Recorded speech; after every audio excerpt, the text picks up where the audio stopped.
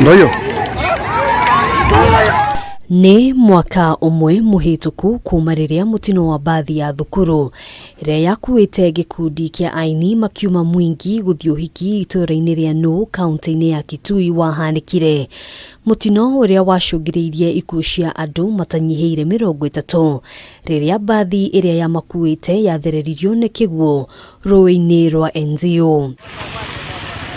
Ona gutuika thirikari ni yarutire kigena kia waki wa ndaraca ruui-ini ruru, Aikari maugite mwene kandarathi ino ni arekururia. Huyu contractor aongeze speed, hii bridge imalizwe na wafanye zile mambo zinafaa kufanyika. Sababu wakati mvua inaanza inafaa pale tuwekewe kitu ya kufunga na side ile ikuwe ya kufunga ndio magari zikuwe controllable.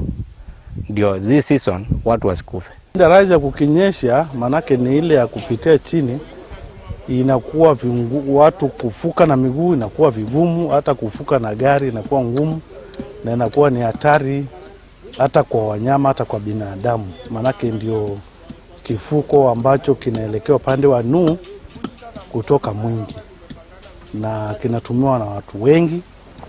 Kwa hivyo serikali ingefaa ifanye bidii, manake watu wameenda wengi. Ndaraca ino ihuthiragwo ni magana ma Aikari aria maugite mari na wagagu kuona riria mbura yaitika mihango yao yambaga kurugama, no undu uria uramekira kieha ni ati ugwati no makurire maitho angikorwo waki wa ndaraca njeru ndukurikirira naihenya o ta uria kwahoteka.